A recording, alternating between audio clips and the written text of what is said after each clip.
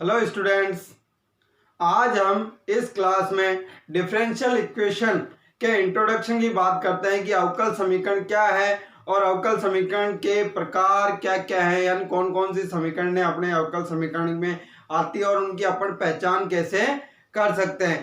तो यहाँ पे सबसे पहले डिफरेंशियल इक्वेशन के अंदर बात करते हैं कि पहले डिफरेंशियल इक्वेशन की डेफिनेशन क्या है, परिभाषा। तो परिभाषा में हम बात करते हैं जिन समीकरणों में स्वतंत्र यानी कि इंडिपेंडेंट, परतंत्र यानी आश्रित या डिपेंडेंट चर तथा एक या अधिक परतंत्र चरों के स्वतंत्र चरों के सापेक्ष अवकलज यानी डेरिवेटिव्स भी विद्यमान हो उन्हें अवकल समीकरण कहते हैं। तो देखो एक बार मैं डेफिनेशन वापस रिपीट करता हूं। जिन समीकरणों में स्वतंत्र, परतंत्र, आश्रित चर तथा एक या अधिक स्वतंत्र चरों के सापेक्ष अवकलज भी विद्यमान हो उन्हें अवकल समीकरण कहते हैं। तो जैसे देखो यहां पे मैं स्वतंत्र चर जनरली हम x लेते हैं और परतंत्र या आश्रित चर डिपेंडेंट वेरिएबल अपन y लेते हैं। तो अपने जो व्यंजक होता है वो क्या होता है, fx बराबर y या y बराबर fx लेते हैं।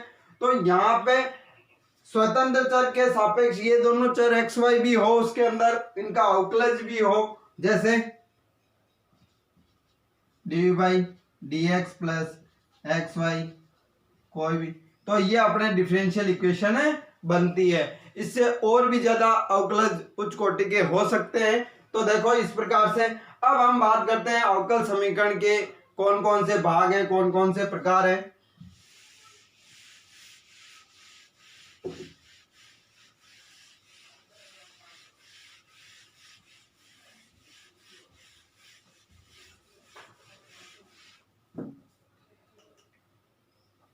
तो देखो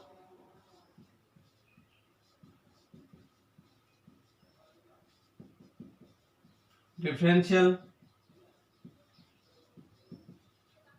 इक्वेशंस, डिफरेंशियल इक्वेशन की जब बात आती है तो डिफरेंशियल इक्वेशन दो पार्ट में बढ़ जाती है, यानी कि दो प्रकार की होती है। कौन कौन सी होती है? पहली होती है ओडीई अर्थात ऑर्डिनरी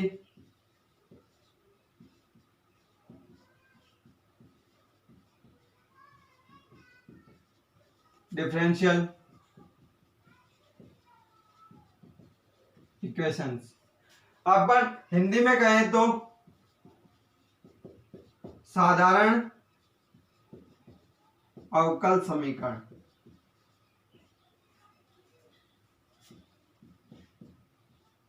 दूसरा प्रकार होता है पीडीई यानी कि पार्शियल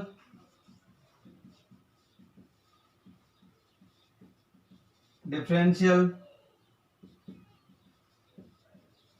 इक्वेशंस, यानी कि आंशिक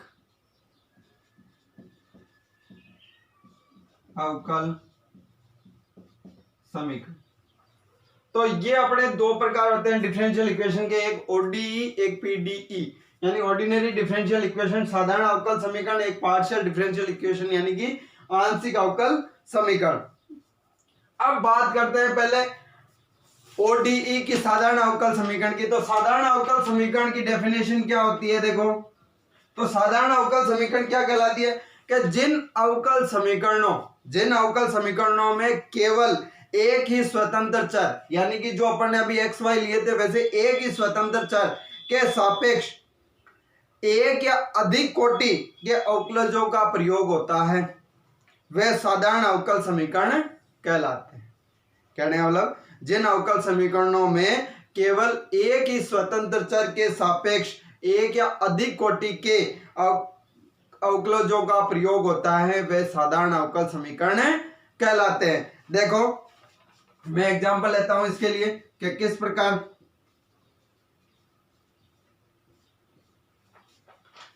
तो साधारण अवकल समीकरण की यानी कि हम भी अपन ने बात की है कि जिन अवकल समीकरणों में या केवल एक ही स्वतंत्र चर के सापेक्ष एक या अधिक कोटि के अवकलजों का प्रयोग होता है साधारण अवकल समीकरण कहलाते हैं। तो देखो D Y D X plus X Y equal to sine X. तो देखो स्वतंत्र चर एक ही है एक्स, इंडिपेंडेंट वेरिएबल एक्स है, उसके रेस्पेक्ट में वाई का अपन ने यहां कर रखा है तो एक है, उच्च कोटि का भी हो सकता है। देखो D two Y upon D X square minus mu Y. तो देखो यहां स्वतंत्र चर यानी इंडिपेंडेंट वेरिएबल एक ही है एक्स ही, उच्च कोटि का हो सकता है, एक से अधिक कोटि का हो सकता है अपने पास। इसी प्रकार देखो D cube upon D X cube plus 2 D Y D X plus Y equal to D की पावर एक्स। देखो उच्च कोटि के हो सकते हैं लेकिन स्वतंत्र यानी कि इंडिपेंडेंट वेरिएबल एक ही रहता है यहाँ पे। तो ये ध्यान रखना साधारण अवकल समीकरण में कि डेफिनेशन में कि वह अवकल समीकरण जिनमें एक ही स्वतंत्र चर के सापेक्ष एक या उच्च कोटि या अधिक कोटि के अवकलज विद्यमान हो वे साधारण अवकल समीकरण कहलाते हैं। अब बात आती है पार्शियल डिफरेंशियल इक्वेशन यानी आंशिक अवकल समीकरण की। तो आंशिक अवकल समीकरण की डेफिनेशन क्या होती है? देखो कि जिन अवकल समीकरणों में दो या अधिक स्वतंत्र चरों के सापेक्ष एक या अधिक क्रम अवकलजों का प्रयोग होता है तो वे आंशिक अवकलज समीकरण कहलाते हैं। यानी आंशिक अवकल समीकरण की डेफिनेशन क्या होगी? देखो इसमें से डिफरेंस है, साधारण अवकल समीकरण तो एक ही स्वतंत्र चर के सापेक्ष केवल एक ही, लेकिन आंशिक अवकल समीकरण में वे अवकल समीकरण या जिन अवकल समीकरणों में दो या अधिक स्वतंत्र चरों के सापेक्ष एक या अधिक क्रम अवकलजों का प्रयोग होता है वे आंशिक अवकलज समीकरण कहलाते हैं। तो देखो यहां पे कैसे होंगे, एग्जांपल लेता हूं मैं। y del Z upon del X plus y del Z upon del Y equal to A X. तो देखो यहां इंडिपेंडेंट वेरिएबल स्वतंत्र चर कितने हो गए? देखो x और y, डिपेंडेंट z है तो x और y हो गए, दो चरों के सापेक्ष यहां हो रहे हैं इस समीकरण के अंदर, तो ये अपनी आंशिक अवकल समीकरण होगी। इसी प्रकार देखो मैं हीट इक्वेशन भी ले लेता हूं।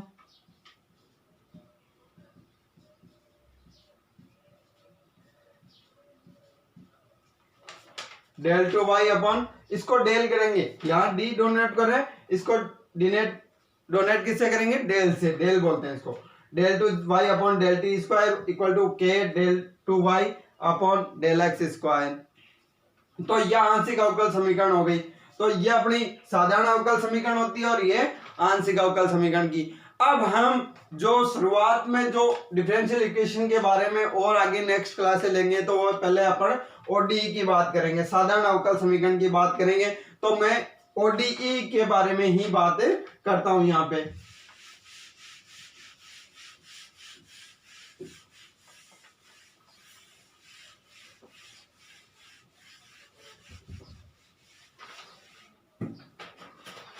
अब बात आती है कि ओडीई यानी ऑर्डिनरी डिफरेंशियल इक्वेशन, साधारण अवकल समीकरण के कितने प्रकार होते हैं? तो देखो यहां बात करते हैं।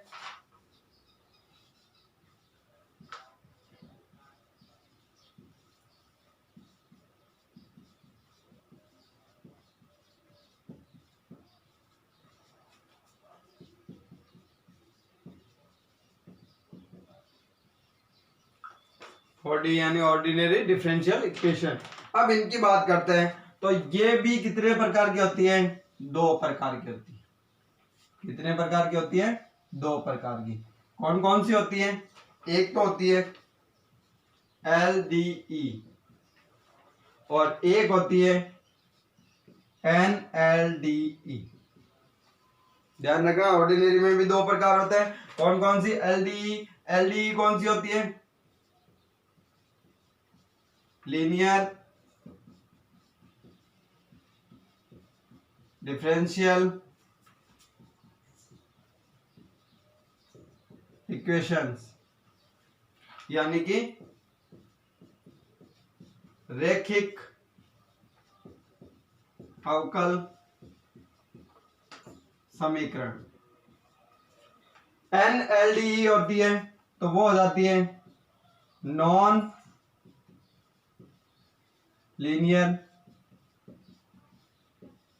डिफरेंशियल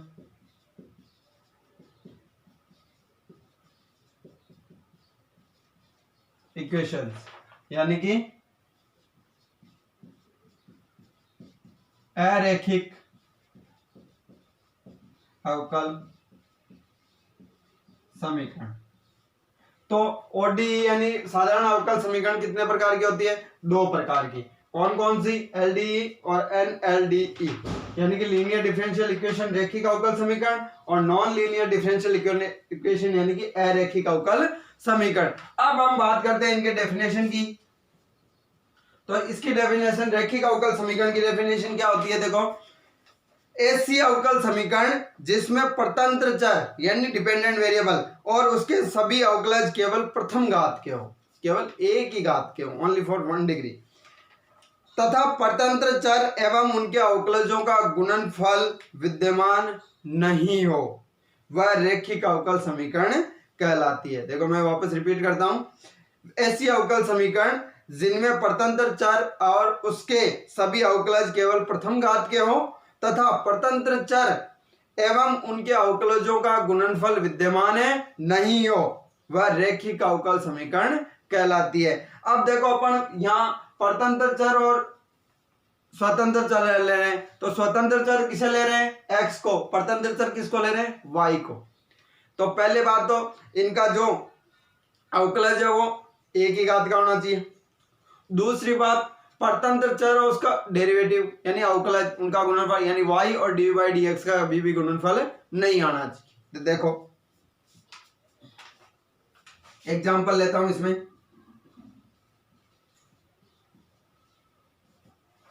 एग्जांपल में देखो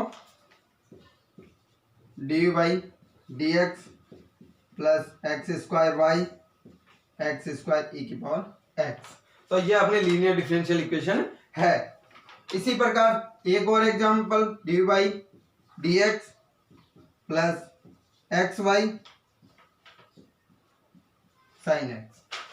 तो ये अपने लीनियर डिफरेंशियल इक्वेशन यानी कि dy/dx जो अवकलज है वो एक ही घात का होना चाहिए प्लस y का dy/dx से कभी गुणा नहीं होना चाहिए। तो यहाँ पे और बाकी x के साथ हो सकता है। तो ये अपने रैखिक अवकल समीकरण। अब बात आती है NLDE की, नॉन लीनियर डिफरेंशियल इक्वेशन की, अरैखिक अवकल समीकरण। तो हम इसकी डेफिनेशन की बात करते हैं। तो डेफिनेशन देखो, ऐसी अवकल समीकरण जिनमें परतंत्र चर और उसके सभी अवकलज प्रथम या अधिक घात के हो। प्रथम क्या हो सकता है? उसमें तो केवल प्रथम से आगे नहीं हो सकता, लेकिन इसमें प्रथम या अधिक घात के हो तथा परतंत्र चर एवं उनके अवकलजों का गुणनफल विद्यमान हो। इसमें गुणनफल विद्यमान नहीं था, इसमें हो सकता है हो, वह अरैखिक अवकल समीकरण कहलाती है। डेफिनेशन में रिपीट कर रहा हूं, देखो, ऐसी अवकल समीकरण जिनमें परतंत्र चर और उसके सभी अवकलज प्रथम या अधिक घात के हो तथा परतंत्र चर एवं उनके अवकलजों का गुणनफल विद्यमान हो, वह अरैखिक अवकल समीकरण कहलाती है। देखो इसके लिए भी अपन एग्जांपल लेते हैं।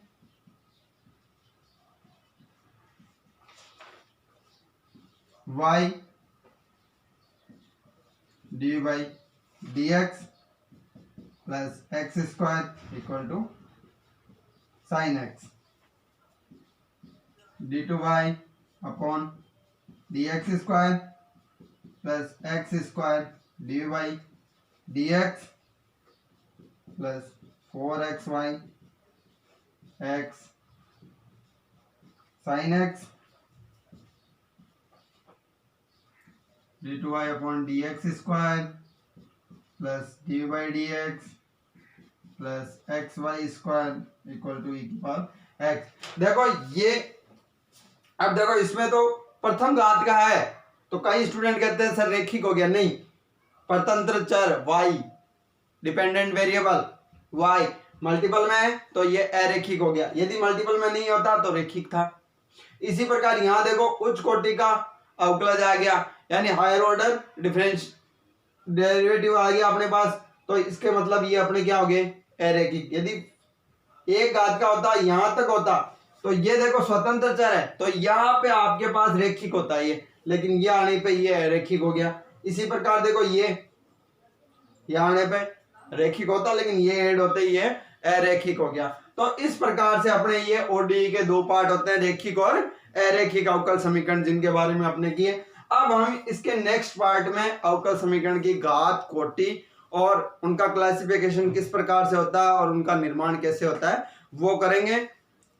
तब तक अब सभी स्टूडेंट से कहना चाहूंगा कि देखो कोरोना के कारण अभी कॉलेजों के खुलने के अभी तक कोई सरकार ने गाइडलाइन नहीं जारी की है, तो अपनी क्लासें, क्योंकि अब टाइम बीता जा रहा है, परीक्षाएं वैसे ही मार्च अप्रैल में लेंगे अगली साल, तो क्योंकि ये महामारी अब ज़्यादा दिन थोड़ी रही, तो इसके कारण अब हम क्लासें पहले यूट्यूब पे ही शुरू कर रहे हैं इस प्लेटफॉर्म पे कि जिनसे फायदा हो सके ज़्यादा से ज़्यादा स्टूडेंट के।